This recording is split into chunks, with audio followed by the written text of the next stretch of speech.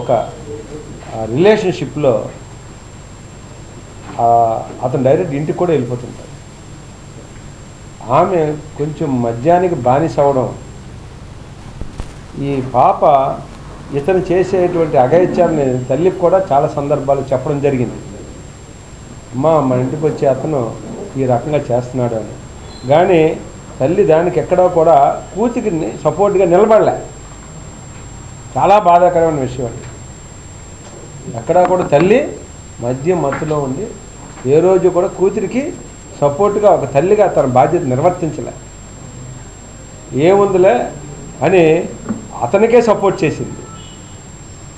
చాలా సందర్భాల్లో పిల్ల తల్లికి చెప్పింది, అమ్మ నేను తాగిన మద్యం మత్తులో ఉన్నప్పుడు ఇంట్లో నా మీద గత 8 నెలలుగా నా మీద అఘాయిత్యం చేస్తూనే ఉన్నాడు, నాకు రక్షణ కావాలని చెప్పినా సరే తల్లి ఆమెకి ఎటువంటి ఇది లేకుండా, నువ్వు బయటికి కానీ చెప్తే నిన్ను కొడతానని చెప్పి, ఏముందిలే అతను మన కుటుంబంతో కలిసి ఉన్నాడు కదా అని చెప్పి అందే తప్ప కూతురి రక్షణ కల్పించలేదు. మరి ఇటువంటి సభ్య సమాజంలో అటువంటి వారు ఉండడం చాలా బాధాకరమైన విషయం. తల్లే కూతురిని కాపాడలేకపోతే సమాజంలో ఎవరు కాపాడతారండి? చాలా బాధాకరమైనటువంటి కేసు. అందుకే ఈ కేసులో తప్పు చేసిన ఆటో డ్రైవర్ని అరెస్ట్ చేశాము. దానికి సహకరించినందుకు తల్లిని కూడా ఫస్ట్ టైం అరెస్ట్ చేసి రిమాండ్ పంపించాము.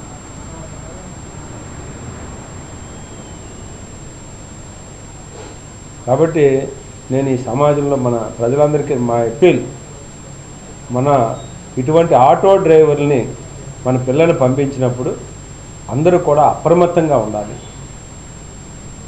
ఆటో డ్రైవర్ ఆ ఊరోడే, కానీ ఇక్కడ ఏంటంటే తల్లితో ఉన్నటువంటి ఒక రిలేషన్షిప్లో ఆ తల్లి వీక్నెస్ని అతను కనిపెట్టి ఆమెకి వెళ్ళినప్పుడల్లా మందు ఇవ్వడం, ఆమె తాగి పడుకోవడం, ఆమె ప్లస్ ఆ పిల్లని కూడా అన్యాయంగా చాలా సెక్సువల్ అసాల్ట్ చేయడం జరిగింది.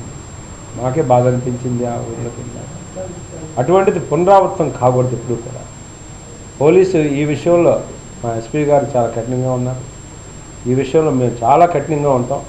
చిన్న పిల్లల మీద ఎవరు ఎటువంటి సెక్సువల్ అబ్యూస్ చేస్తే మాత్రం చట్టపరంగా ఎటువంటి ఇది ఉండదు, చాలా కఠినమైనటువంటి శిక్షలు పడతాయి. మేము క్షమించేది లేదు, షీట్లు ఓపెన్ చేస్తాం.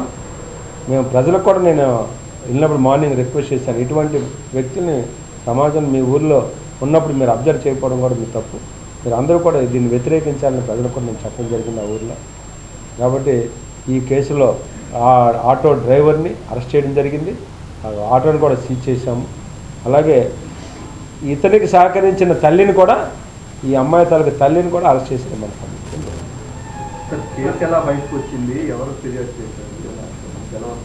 ఈ కేసు యాక్చువల్గా అమ్మాయి తల్లికి చాలాసార్లు చెప్పింది.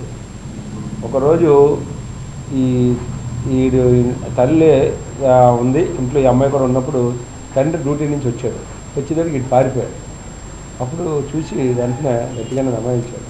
చేసిన నేను అమ్మకు కూడా నాన్న చెప్పాను ఇలా ఇబ్బంది పెడుతున్నాడని, మరి అమ్మ పట్టించుకోలేదంటే అమ్మ కూడా నేను 2 సార్లు కుట్టిందని పెళ్ళి చెప్పను. ఎదురుగుండానే పిన్ని వాళ్ళ బాబాయిలు ఉంటారు. వెంటనే వాళ్ళు మేనమామ ఒక అతను వాళ్ళు స్పందించారు.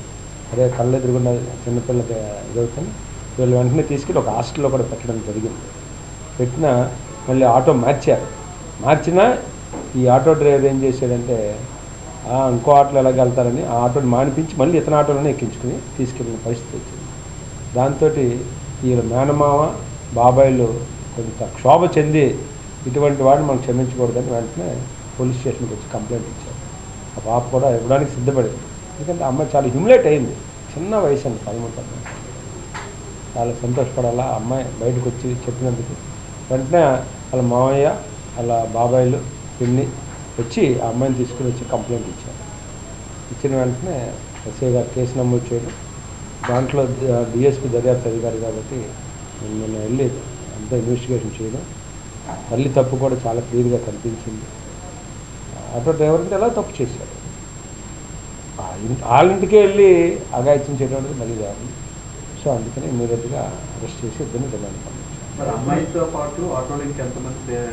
అంటే ఆ ఊరి నుంచి ఒక 8 నుంచి 10 మంది వరకు వెళ్తుంటారు. వాళ్ళ గురించి వాళ్ళు ఎవరు ఎటువంటిది లేదు. వాళ్ళ మీద లేదు. ఇక్కడ ఏంటంటే తల్లితో ఉన్నటువంటి ఆ లివింగ్ రిలేషన్ని అడ్వాంటేజ్ తీసుకున్నారు. ఇంకా పాయింట్ ఇక్కడ మిగతా వాళ్ళంటే వాళ్ళు చెప్పుకుని కూడా ఇస్తారు. ఇక్కడ ఆ అమ్మాయి తల్లికి చెప్పుకుందామన్నా తల్లి వినే పరిస్థితి లేదు. అది